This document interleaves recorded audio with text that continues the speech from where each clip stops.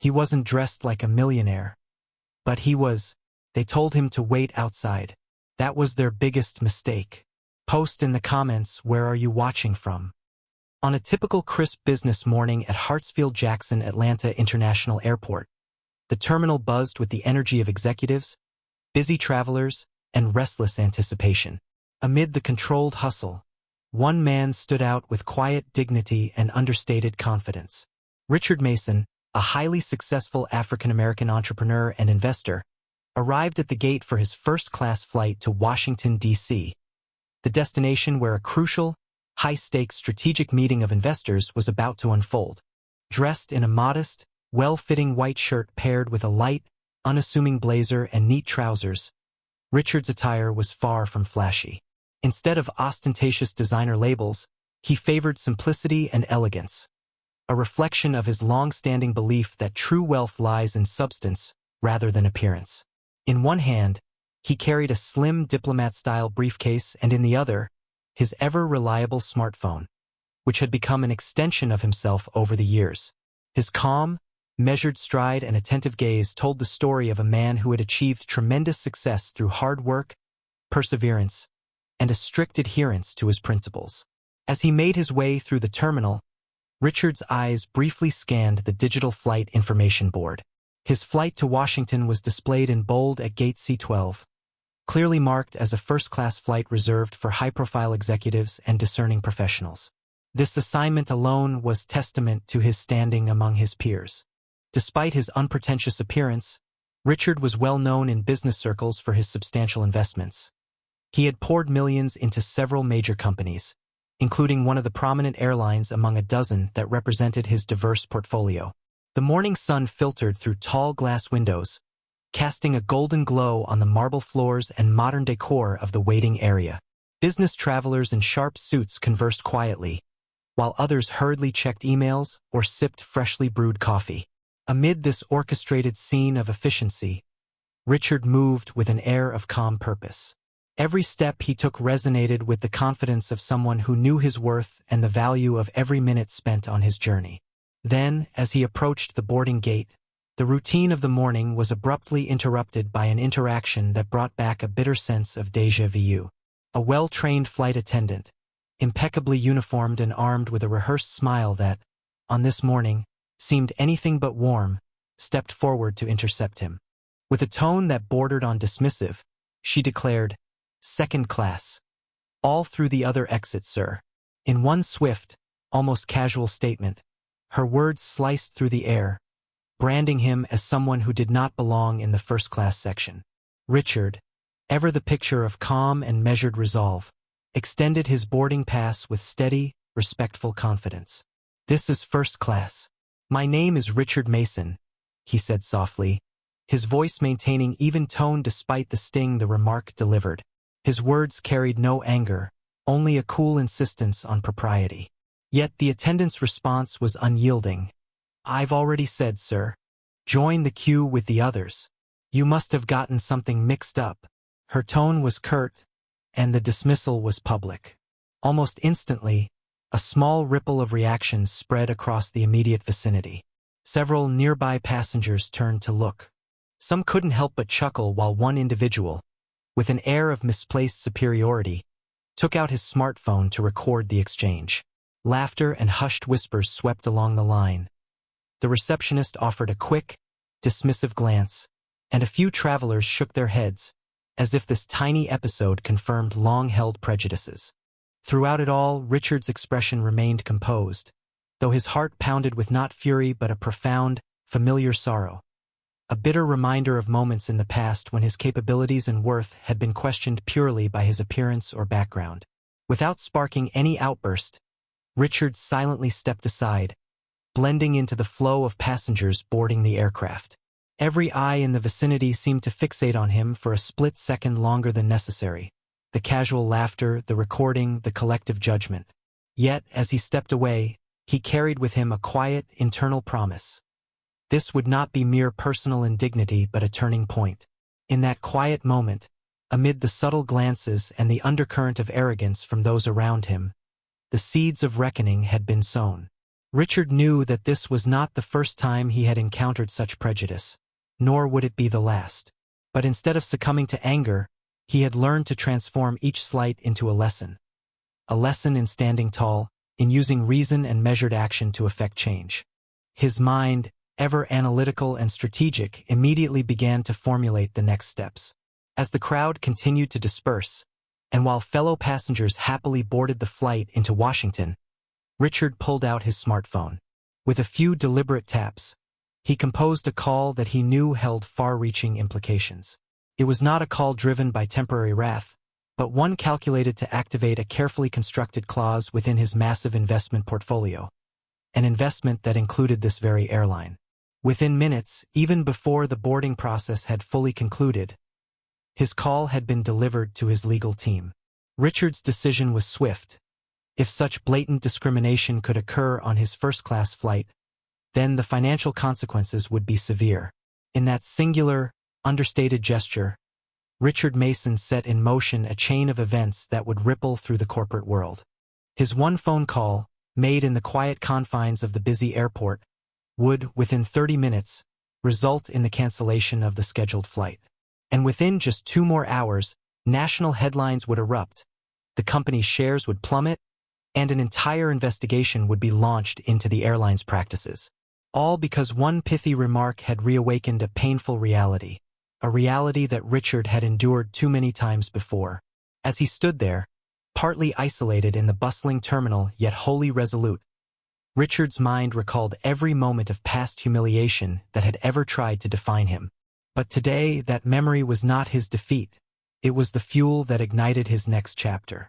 With his heart steady and his gaze fixed on a future where respect would not be optional, Richard Mason silently vowed. He would not be just another victim, and his investments, and his very future, would be guarded with every tool at his disposal. Richard Mason's confident stride came to an abrupt halt at gate C-12, when the flight attendant interposed herself like a wall between him and the boarding area. In a crisp and annoyingly clipped tone that echoed over the ambient murmur of busy travelers, she declared, "Second class, all through the other exits, sir." The statement, delivered not in hushed tones but in a way meant for public consumption, immediately transformed the atmosphere around him. It was as if the very tone of her voice carried centuries of outdated prejudice. A clear signal that Richard did not belong in first class, no matter the content of his boarding pass. For a fleeting moment, time seemed to slow in the bustling terminal. Richard extended his boarding pass with deliberate calm, locking eyes with the attendant as he stated, "This is first class. My name is Richard Mason." His voice, steady but soft, was imbued with years of accumulated strength despite similar past encounters. Yet, rather than verifying his claim or offering any semblance of respect, the attendant curtly replied, "I already said, sir. Please join the queue with the others. You must have gotten something mixed up." Her words, dismissing his status outright, were accompanied by a smooth wave of her hand that suggested his presence was an irritation, a minor inconvenience amid her daily routine. Almost immediately, the reaction from the surrounding crowd was swift and unmistakable. Several passengers, catching on to the social drama unfolding before them, began to exchange glances that spoke a mix of amusement and disbelief. In one corner of the gate area, a young business traveler, sporting an expensive watch and designer briefcase, couldn't help but let a devious smile break. He even muttered something under his breath that masked ridicule in velvety tones. A couple nearby giggled, and a middle-aged man pulled out his smartphone without hesitation, framing Richard's dignified response alongside the attendant's dismissive sneer. The scene witnessed a cascade of micro-reactions. Some onlookers snickered openly, others shook their heads in feigned pity, and a few silently recorded the incident, certain that this wasn't just a minor miscommunication but a deliberate act of discrimination. Amid the fanning crowd, the chatter quickly morphed into a cacophony of judgment. Whispers filled the air as onlookers debated whether Richard's unassuming attire was the root of the misunderstanding, or if the attendant's tone was simply a reflection of long-guarded biases. For many, it was an amusing spectacle, a momentary blip in the otherwise efficient flow of a business morning. Yet for Richard, every subtle glance and recycled laugh stung deeply. Rather than erupting in confrontation, he maintained a stoic silence. His eyes looked past the mockery and captured a future promise of change. His inner voice, conditioned by past indignities, only added to the bittersweet familiarity of the moment. For those silently watching, the incident transformed into a broader narrative unfolding right there in Atlanta's busy terminal. Some passengers had seen similar scenes before, and their reaction served to underline the persistence of archaic stereotypes, even in the 21st century. A few empathetic souls exchanged looks of regret and concern, their expressions subtly hinting at the injustice taking place. One onlooker commented quietly to another, "It's a shame, isn't it? Here's a man who's done so much, yet still gets treated like he doesn't belong." But these moments of empathy were too few as the ripple of derision and irony spread among many. Though Richard's heart thundered with an emotion that was not outright anger, but rather a tumultuous mix of hurt and bitter déjà vu, he chose not to protest further in that moment. He slowly stepped aside, distancing himself from the boarding gate where the humiliation was unfolding, his calm intensity belying the tumult inside. As he moved away, his composed stance allowed him time to reflect on the incident. Each passing second reinforced memories of past neglect and the all-too-familiar sting of being underestimated.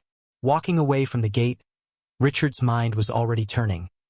Rather than spiraling into public anxiety or personal outrage, he recognized this as one more chapter in a long history of injustice he had silently borne. The incident, though painful, would serve as an impetus for action later, an action that would reverberate far beyond this single moment. His measured retreat was a signal to himself that dignity was not defined by the transient opinions of individuals who mocked him, but by his own unwavering sense of purpose and self-respect. Behind him, the riot of smartphone recordings and muffled laughter persisted. The viral nature of the exchange promised to catch fire on social media, setting in motion a chain of events that would soon implicate far more than mere personal offense. In the realm of high-stakes corporate investment where billions traded hands and reputations were meticulously built, even a single moment of discrimination could alter future paths. Richard's internal resolve crystallized as he reached a quiet corner of the terminal, a space where the relentless pace of boarding and announcements faded into the background. There, his heart did not pound with anger but with a determined premonition. He knew he had witnessed something all too familiar, and yet today, he would transform that familiarity into a catalyst for sweeping change.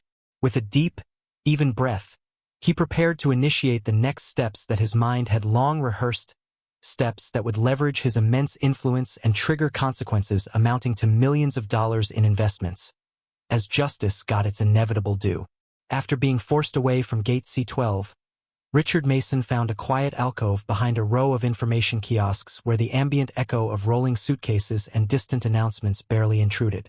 Sitting on a sleek bench and momentarily isolating himself from the charged atmosphere, he took a deep, steadying breath as he reviewed the unfolding scene around him.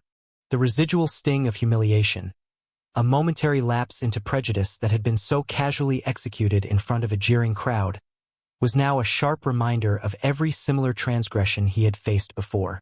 But today, that sting would not be left unanswered. Instead, it would be the spark that ignited a chain reaction with far-reaching consequences. Richard slowly retrieved his smartphone from his tailored blazer's inner pocket. The device buzzed gently as notifications from social media already began trickling in, snippets of the incident, half-formed hashtags, a few sympathetic messages, and, of course, several videos captured with smartphones. In all likelihood, these digital fragments would soon become the seed of a public outcry. Yet, he had no time for idle contemplation. His mind was already operating methodically. In his world, every slight, every act of discrimination was measured not only by its emotional toll but also by its potential to disrupt the very foundation of corporate relationships. With an unwavering and measured calm, Richard dialed the direct number of his trusted legal team, a cadre of sharp, no-nonsense attorneys who had oversaw his million-dollar investments and advised him through many corporate storms. When the first few ringing tones echoed softly through his earphones, he recalled the well-honed mantra that had always guided him: dignity, integrity, and decisive action. His voice, when he spoke into the phone, was as cool, clear, and precise as the line of business that defined him. "This is Richard Mason," he began in a tone that left no room for error. "I need to activate the discriminatory service clauses on our agreement with Atlanta Air Express, effective immediately."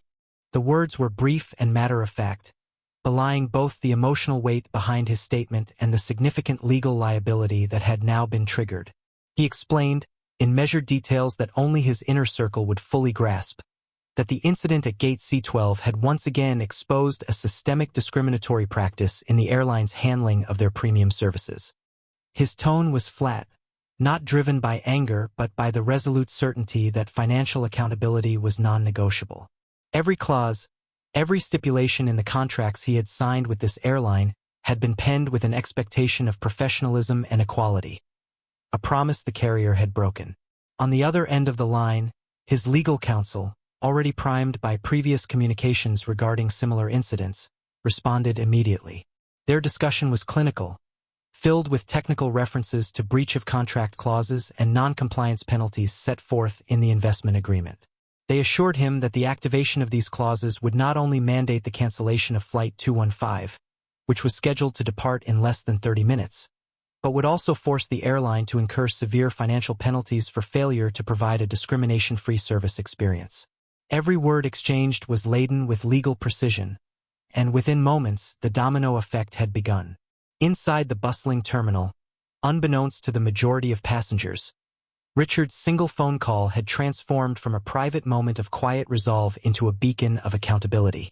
His legal team initiated a series of rapid-fire actions, notifying the airline's board of directors, drafting emergency internal memos, and instructing regulatory bodies about potential breaches of federal non-discrimination statutes. Through encrypted channels and direct lines, high-level executives and legal advisors within Atlanta Air Express were apprised of the impending crisis. Financial analysts, already monitoring market fluctuations, noted the unusual spike in legal activity associated with the carrier. The internal alarm bells began to ring. For Richard, each second that ticked by on his phone was both a countdown and a catalyst.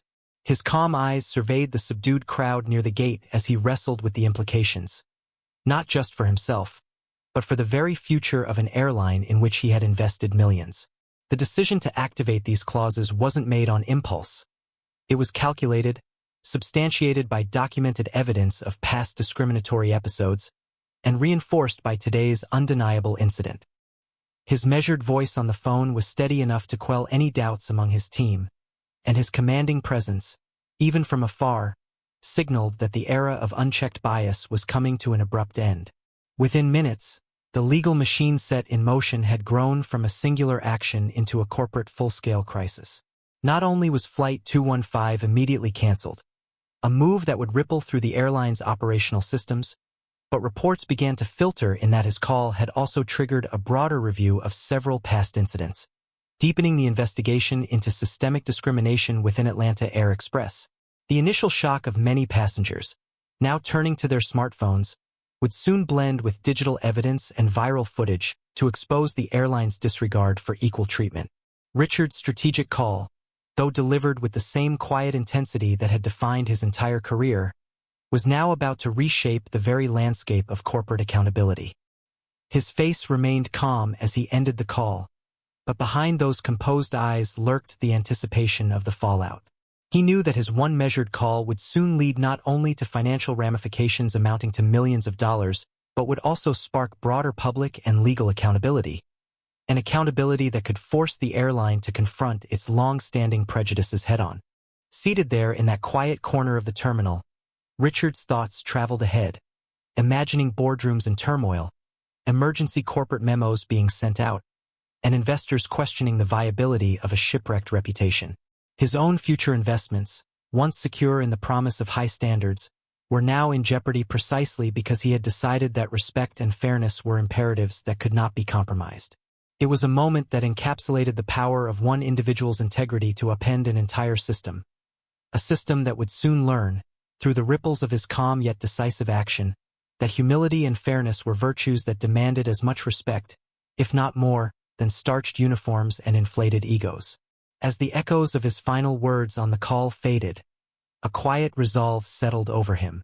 Richard Mason had transformed a personal humiliation into the ignition of a legal inferno, a blaze that would burn through outdated corporate practices and force a re-examination of what it meant to value every passenger equally.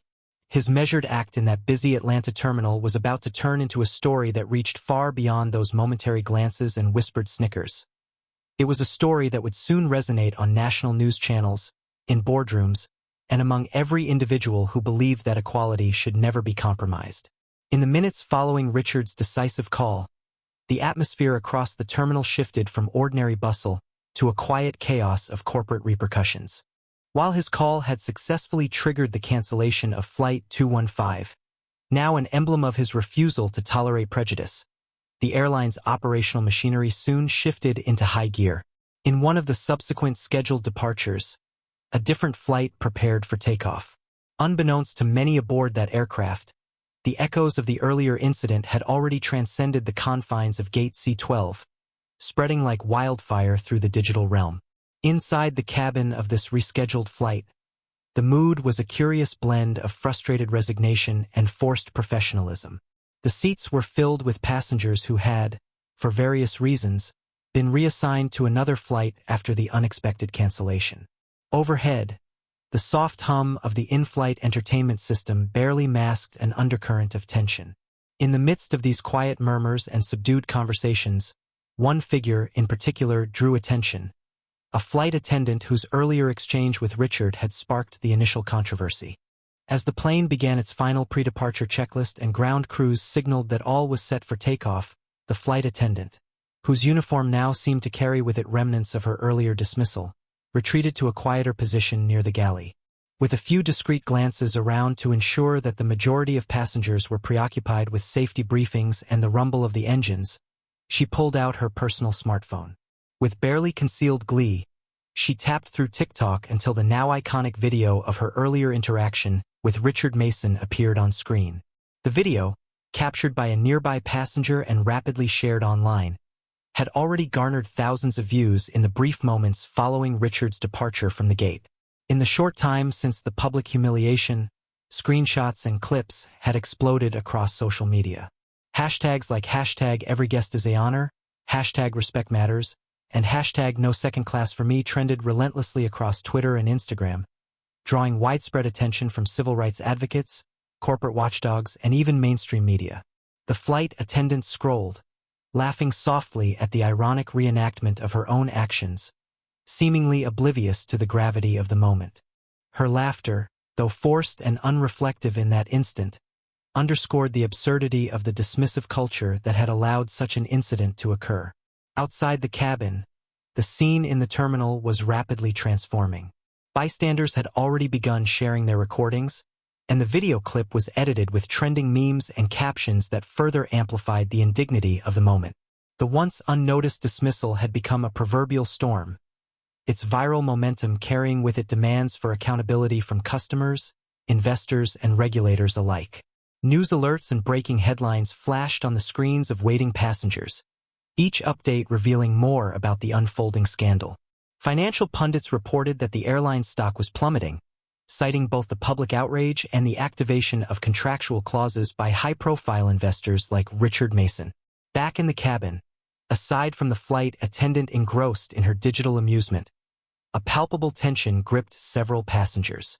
Some exchanged uneasy glances, their expressions reflecting a mix of indignation and sympathy towards the wronged man they had never met, yet whose plight now seemed to symbolize a larger societal issue.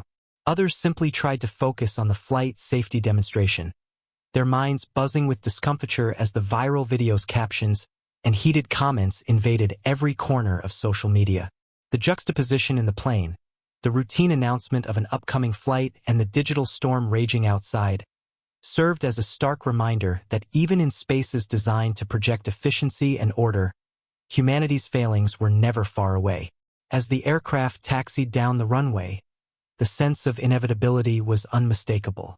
The flight attendant's chuckling had since subsided into a distracted air of casual professionalism.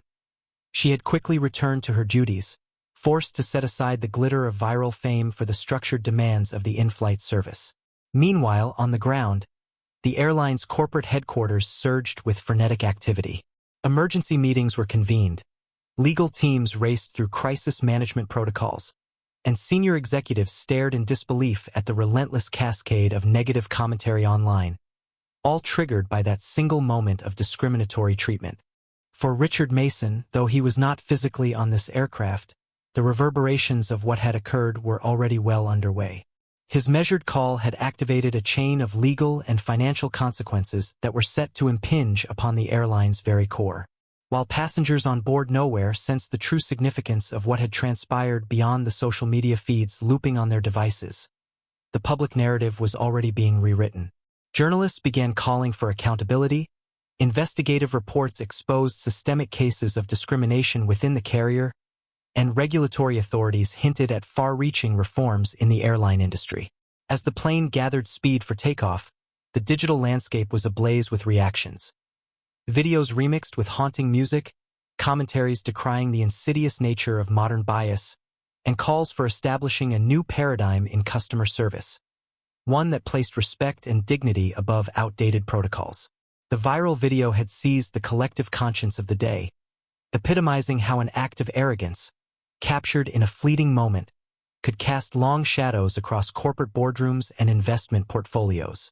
In that moment, as the aircraft soared into the clear Georgia sky, the repercussions of a single dismissive remark were emblazoned across every screen and echoed in every conversation. The airline's inability to provide a simple courtesy to a first-class passenger had not merely isolated an individual. It had exposed the underlying fractures in a system that many believed had left progress far behind. The flight's ascent symbolized a turning point, a harbinger of a reckoning that, in the coming hours and days, would ripple through the realms of business, media, and public discourse alike. And as the digital storm intensified on the ground, it became unmistakably clear that this incident was far from over. The viral video was not just a record of humiliation, but a catalyst for change, a call to arms for those who refused to let discrimination slip by unchallenged. In that charged atmosphere, innocence and arrogance collided, and the promise of accountability shone through the cracks of a system now forced to confront its own failings. Within 2 hours of the viral storm ignited by Richard Mason's single, measured phone call, a palpable panic had gripped the highest echelons of Atlanta Air Express's corporate headquarters. In a sleek boardroom high above the airport's bustling concourses, senior executives, legal counsels, and crisis management teams huddled together amid a swirl of urgent phone calls, frantic emails, and rapidly evolving news alerts. The atmosphere was thick with tension, a cocktail of disbelief, fear, and a dawning realization of the seismic impact one incident could have on an industry titan. At the head of the table, the airline's CEO, Thomas Whitaker, a man renowned for his formidable presence and decades of experience in aviation management, now wore an expression that spoke of shock and regret. His normally immaculate demeanor was marred by deep lines of worry as he scanned the latest reports on his tablet.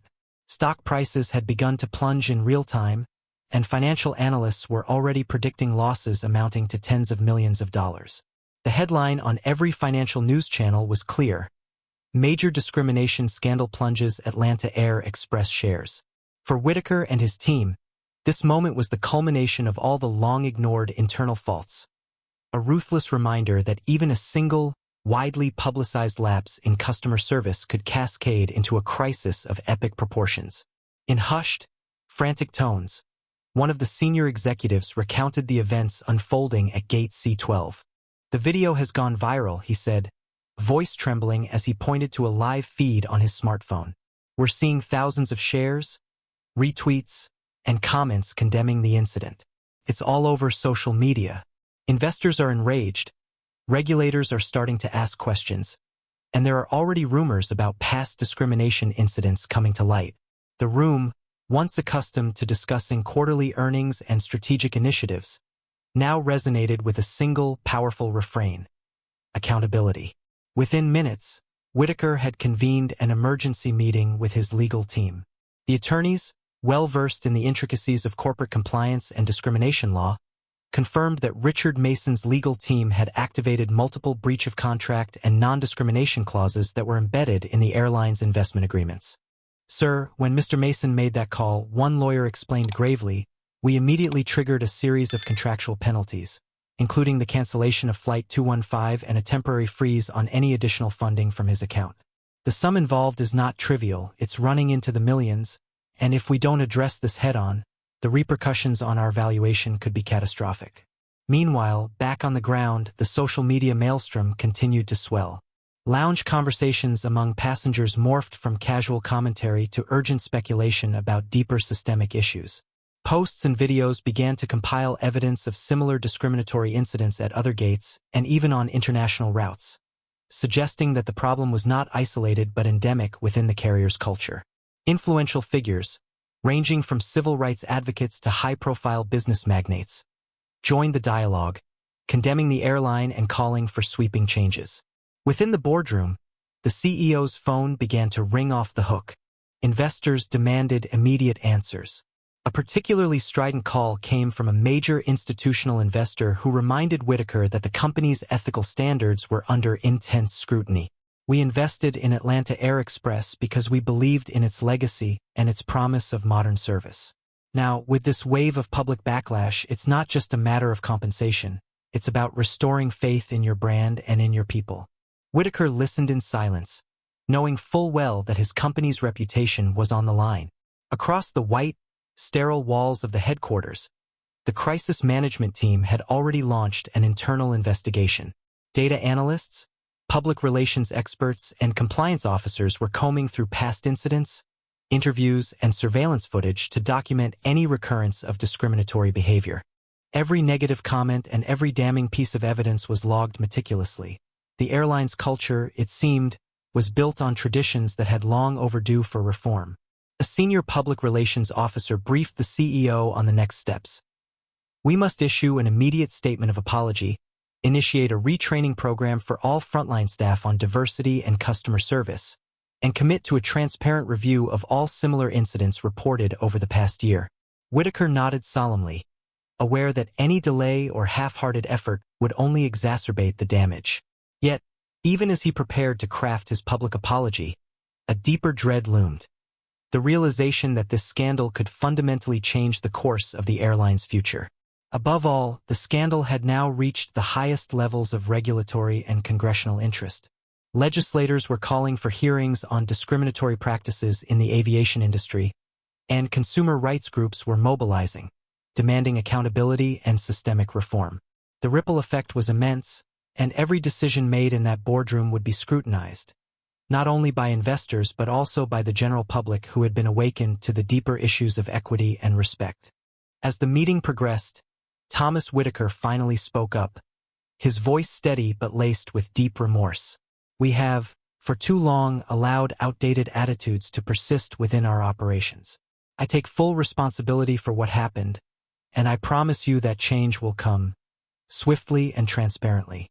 Today, we not only apologize to Mr. Mason and to every passenger who felt disrespected by our actions, but we also commit to a full revision of our policies and practices. Our future depends on the trust we rebuild, and I am determined to restore that trust.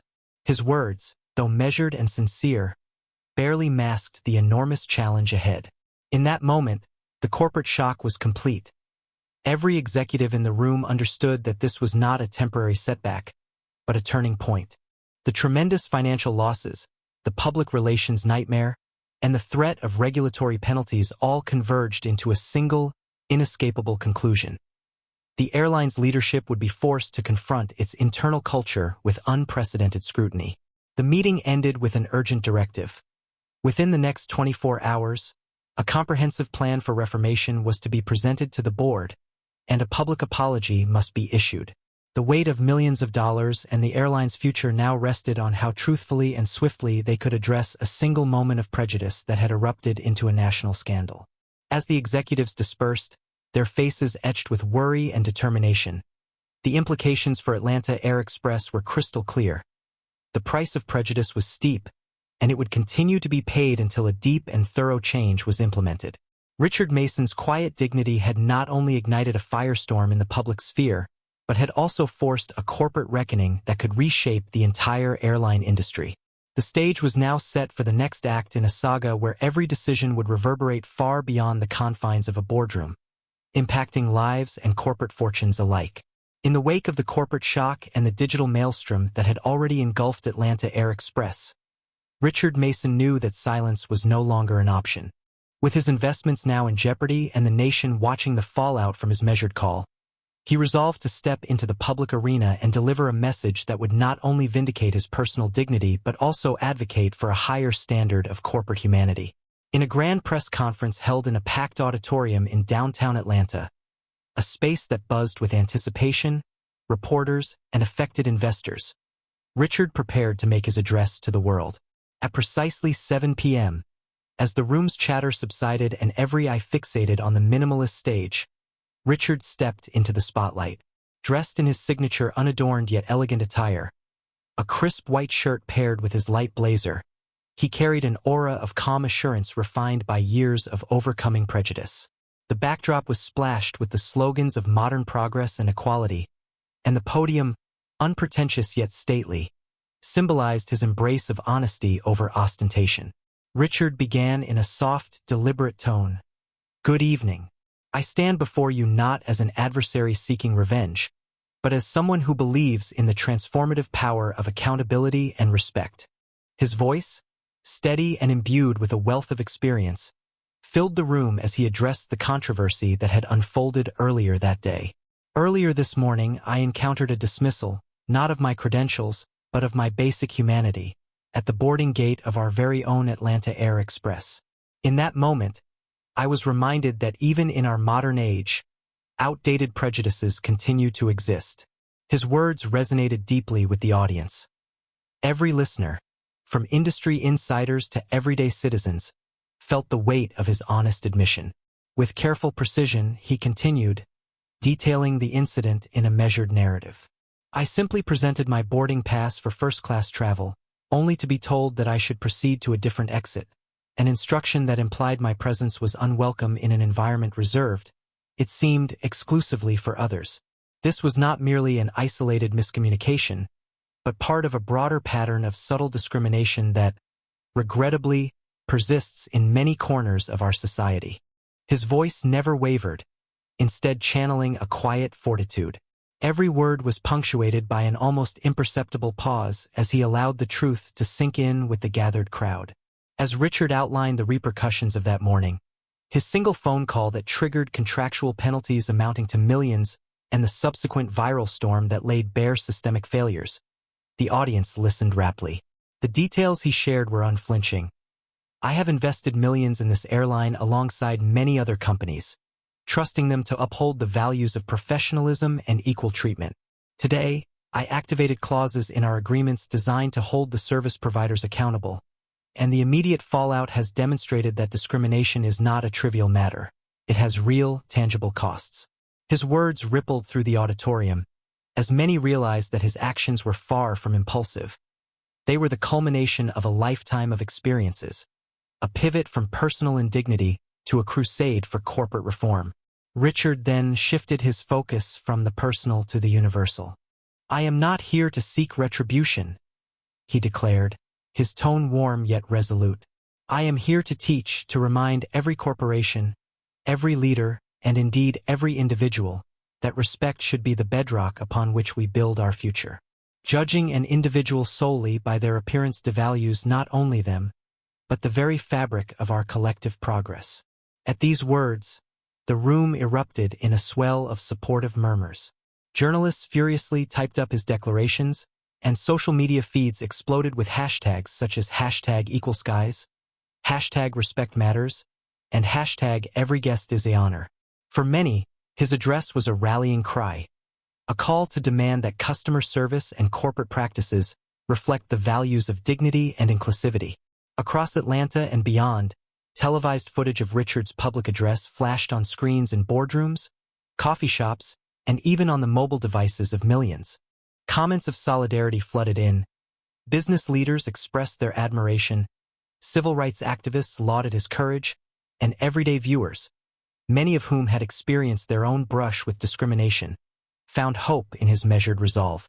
Influential personalities on platforms like Twitter and LinkedIn began to reshare his message, while traditional media outlets dissected every nuance of his tone and message. It was clear that Richard Mason's words had tapped into a larger, pervasive demand for fairness. In one notable exchange during the QA session that followed his prepared remarks, a young reporter asked, "Mr. Mason, many might assume you'd be angry or incensed by your treatment. Yet your voice today is so calm and even, almost as if you are forgiving. How do you reconcile your personal pain with such poised leadership?"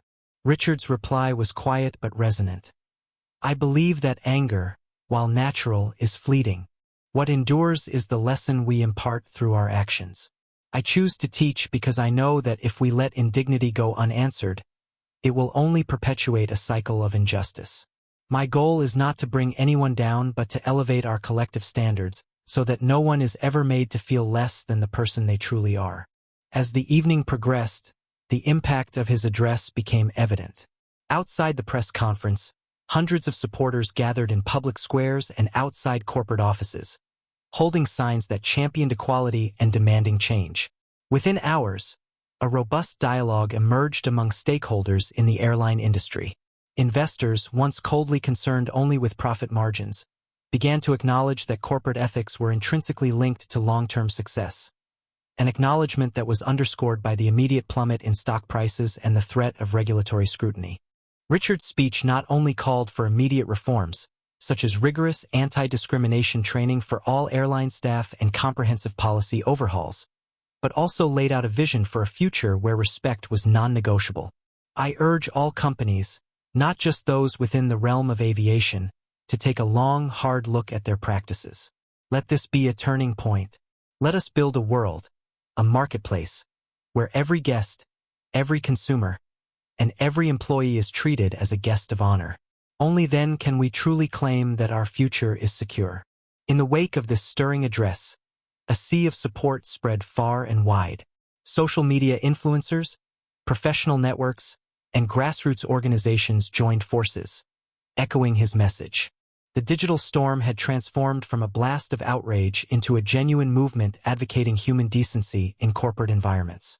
Public opinion polls, conducted within mere hours of his speech, started reflecting a shift in how consumers viewed the airline's practices, and the pressure mounted on the company's leadership to institute lasting changes. Every retweet, every share, and every comment on his video contributed to a growing chorus demanding justice, accountability, and a new standard in service. As the applause faded and the lights dimmed in the packed auditorium, one thing was clear. Richard Mason's public address had not only reasserted his personal dignity but had also ignited a broader movement. A movement that would, in the coming days, force the beleaguered airline to issue a formal apology and implement sweeping reforms. More importantly, his words served as a beacon for countless others who had experienced similar indignities, urging them to speak out and demand that respect and fairness be the cornerstones of every interaction. Judging may be easy, but as Richard wisely concluded, sometimes the one you humiliate holds the future in their hands. His message, simple yet profound, left an indelible mark on everyone present, and on society at large. In the days that followed Richard Mason's resolute public address, the reverberations of his stand against discrimination continued to transform not only the corporate landscape of Atlanta Air Express, but also the very notion of customer service in the aviation industry. Despite the airline's eventual apology and the CEO's belated trip to Atlanta, a trip that, by many accounts, was already too little, too late, a growing realization began to take root that real change could only come from within, and sometimes from turning a painful experience into an opportunity to forge something entirely new. Richard, having quietly watched the fallout of his single, decisive call, was no stranger to the disappointment that comes with systemic injustices. Yet, rather than retreat into silence or allow bitterness to take hold, he began to see a possibility for creating a legacy that would honor equality and respect in every sense. Determined to transform an industry that had repeatedly failed to honor every guest regardless of appearance or background, he made the monumental decision to sever his ties with the airline in which he had invested millions. With a calm clarity that had always defined him, Richard announced that he was officially exiting that investment, not simply as an act of punishment, but as a strategic step toward building a venture that embodied the principles he held dear. In a meticulously orchestrated press conference from a modern, newly renovated facility in Atlanta, Richard unveiled his astonishing new venture, an airline that would be known as Equal Skies. The launch event was a testament to his vision for an industry where every individual is met with the same warmth, respect, and excellence. The sleek auditorium was filled with an eclectic mix of journalists, industry experts, civil rights advocates, and everyday citizens, united by a shared hope that a new era of inclusiveness was unfolding right before their eyes. Standing at the podium in a tailored yet understated suit, a nod to his belief in substance over flash, Richard's tone was measured and inspiring. This afternoon, after witnessing how deep-seated prejudices can disrupt lives and fortunes, I made a choice, he began. I choose not to seek vengeance, but instead to teach. I choose not to merely walk away, but to build an airline that reflects the values we all deserve. A place where every passenger is treated as a guest of honor. His words resonated through the hushed auditorium, affirming that his decision was one of empowerment rather than retaliation. Following his remarks, he detailed the ethos behind Equal Skies. The new airline was founded on a simple yet radical principle. Inclusivity is not just a buzzword, but the cornerstone of any service aimed at human beings. The company's motto, proudly emblazoned on every piece of collateral and the fuselage of its inaugural fleet, read, "A place for everyone. No exceptions." Richard explained that Equal Skies would invest heavily in staff training programs, with emphasis on cultural sensitivity, empathy, and proactive customer engagement. Every pilot, flight attendant, ground staff, and executive would adhere to a new code of conduct, one designed to ensure that the dignity of every traveler, regardless of background, is upheld at every point of contact. The announcement sent shockwaves through the aviation sector. Social media erupted not only in support of Richard's bold vision but also in a collective outcry against the outdated practices that had long plagued the industry. Influential voices chimed in. Business leaders, human rights activists, and ordinary passengers, many of whom had experienced similar indignities, expressed their admiration for his courage and foresight. Hashtag Equal Skies and hashtag No Exceptions quickly became rallying cries adopted by supporters worldwide, a digital testament to the movement for respectful treatment in an industry too often bogged down by tradition and exclusivity. It wasn't just the public that was stirred by this revolutionary step. Investors, while stunned by the sudden exit of one of their largest stakeholders, soon recognized the potential of Richard's new venture. The promise of an airline built on the pillars of fairness and customer dignity was too enticing to ignore, and venture capitalists, as well as socially responsible investment funds, began lining up to support Equal Skies. Within a few days, preliminary funding had been secured, and plans were set into motion for the procurement of a modern fleet and the establishment of the company's operational framework. In a private conversation with a close friend and longtime collaborator, Richard reflected on his journey. I remember every time I was made to feel less because of my appearance or background, every slight, every dismissive word. It taught me something vital, he confided. They tried to diminish my value, but instead, those moments planted the seeds for change. Now, with Equal Skies, I have the chance to build something where every person's worth is recognized. This isn't about revenge. It's about rewriting the rules so that fairness isn't the exception, but the very foundation of our service. As launch day approached, the inaugural flight of Equal Skies took off from Atlanta with a fanfare that belied the sorrowful legacy of exclusion that had inspired it. Passengers on board reported being greeted not with the cold formality of past experiences, but with warm smiles, personal greetings, and a genuine commitment that made each traveler feel like the most important guest in the room. In the cabin, the flight attendants explained that they had undergone extensive training not just on safety procedures, but also on the art of genuine, empathetic customer care. The transformation was palpable and set a new gold standard for an industry that had long been criticized for its indifference to the individual. At that moment, as the new venture soared into a sky that symbolically promised equity and hope, Richard Mason's journey came full circle. His story, from a quiet humiliation at a boarding gate to the birth of an airline committed to equal treatment, served as a powerful reminder. True progress is born not from the desire to punish, but from the resolve to build a better future. His parting message to the world, whispered in countless interviews, echoed with a timeless truth. Judging is easy, but sometimes the one you humiliate holds your future in their hands. Don't miss the next chapter of history in the making. Subscribe now if you believe that justice has a voice and that every act of kindness and fairness can transform the world.